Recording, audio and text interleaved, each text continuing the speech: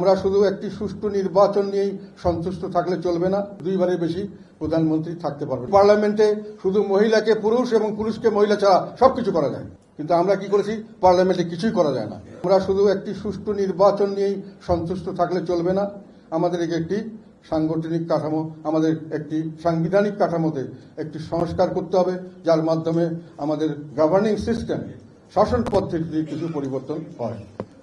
এক ব্যক্তির হাতে শুধু এক্সিকিউটিভ প্রধান, যিনি প্রধানমন্ত্রী, তার হাতে শুধু এক্সিকিউটিভ নয়, তার হাতে পার্লামেন্টকে 100% তার নিয়ন্ত্রণে রাখার ব্যবস্থা করা হয়েছে।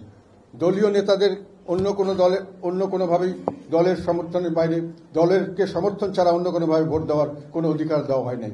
যে সরকার গঠন করে তারা সবসময় সংখ্যাগরিষ্ঠতার ভিত্তিতে সরকার গঠিত হয়। সংসদের যে কোনো প্রস্তাব পাশ করার জন্য সংখ্যাগরিষ্ঠই যথেষ্ট। কোনো কিছু পাশ করার জন্য 2/3 মেজরিটি লাগে। আমাদের এই দুটো নির্বাচনের কথা বললাম, অষ্টম এবং নবম সংশোধন, এই সংবিধান, এখানে কিন্তু 2/3 মেজরিটি ছিল। কারণ 2/3 মেজরিটি থাকলে একটি সরকারের পার্লামেন্টের যে কোনো প্রস্তাব যে কোনো সময় এবং সংবিধানের যে কোনো প্রস্তাব যে কোনো সময় পাশ করিয়ে নেওয়া সম্ভব। তাহলে পার্লামেন্ট কি হলো? পার্লামেন্ট একটা রাবার স্ট্যাম্প পার্লামেন্ট। প্রধানমন্ত্রী যেটা ইচ্ছা করবে সেটাই পার্লামেন্টে আসবে এবং সেটাই পাশ করবে। কিন্তু পার্লামেন্টারি পদ্ধতির শাসন ব্যবস্থা, পার্লামেন্ট হওয়ার কথা সকল কর্মকাণ্ডের কেন্দ্রীভূত, ওয়েস্টমিনিস্টার টাইপ, এটা কেন আমরা গ্রহণ করেছিলাম? যেহেতু এটা পৃথিবীতে বলা হয় সবচেয়ে ভালো ডেমোক্রেটিক সিস্টেম, এবং এই সিস্টেমটাতে গণতন্ত্র যতভাবে চর্চা করা যায়, অন্য কোনো সিস্টেমে গণতন্ত্র সেভাবে চর্চা করা যায় না। কাজেই এখানে উইনস্টন চার্চিল একবার ব্রিটিশের পার্লামেন্ট সম্পর্কে বলেছিলেন যে এই পার্লামেন্টে শুধু মহিলাকে পুরুষ এবং পুরুষকে মহিলা ছাড়া সবকিছু করা যায়, কিন্তু আমরা কি করেছি, পার্লামেন্টে কিছুই করা যায় না। কেন করেছি? যে আমরা মনে করেছি যে পার্লামেন্টে যদি আমরা বেশি ছাড় দেই তাহলে সরকারের স্থায়িত্ব থাকে না। ব্রিটিশ পার্লামেন্টের মতো সরকারি দলের লোকরাই তার বিরুদ্ধে ভোট দিয়ে কোনো বিল পাশ করতে দেবে না। আবার নো কনফিডেন্স আনলে সরকারি দলই লোকরাই তাকে নো কনফিডেন্সে ফেল করাই দিতে পারে যে কোনো সময়। তা সরকারের স্থায়িত্ব থাকে না, সরকারের কোনো কর্মকাণ্ডের স্বাধীনতা থাকে না।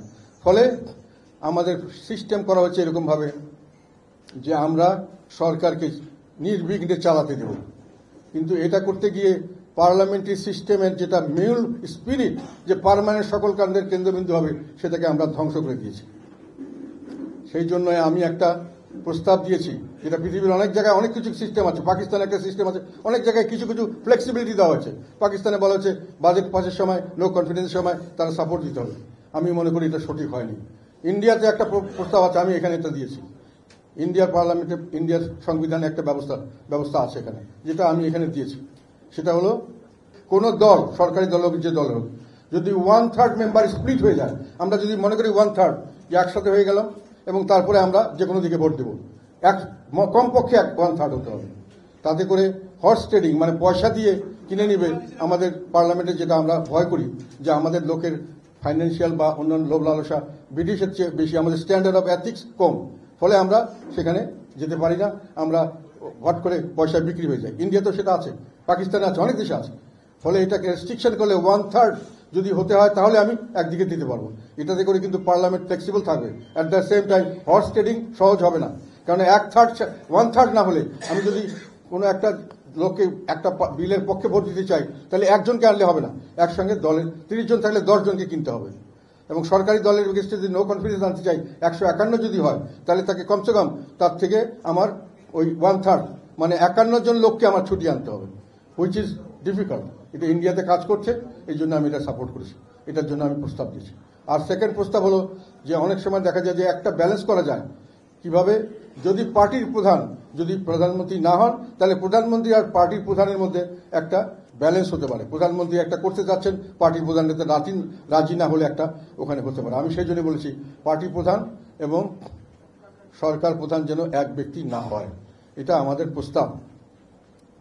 আর থার্ড করেছি, যেটা অনেক সময় দেখা যায় এক ব্যক্তি বেশি দিন সর্বোচ্চ ক্ষমতায় থাকলে সে ক্ষমতা থেকে অপব্যবহার করে, সাধারণত বেশি করে নিজের ক্ষমতা নিজে আঁকড়ে থাকতে চায় এবং যার ফলশ্রুতিতে একটা স্বৈরাচারী সিস্টেম চালু করার চেষ্টা করে, চেঞ্জ করার চেষ্টা করে, তার একটা পার্সোনাল ইনফ্লুয়েন্স সৃষ্টি হয়।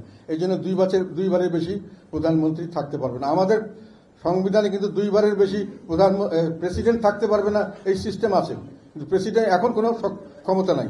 আমি এখনো মনে করি ওটা আবার রাখা উচিত, যেহেতু পরবর্তীতে আমি প্রস্তাব দিচ্ছি যে প্রেসিডেন্টের ক্ষমতা বাড়াতে হবে, সেটার জন্য প্রেসিডেন্টও ক্ষমতাশালী হবেন, ফলে তাকেও আমাকে রেস্ট্রিক্ট করতে হবে, দুইবারের বেশি যাতে না হতে পারে। ওটা এখন আছে, আমরা ওটাই রাখতে চাই।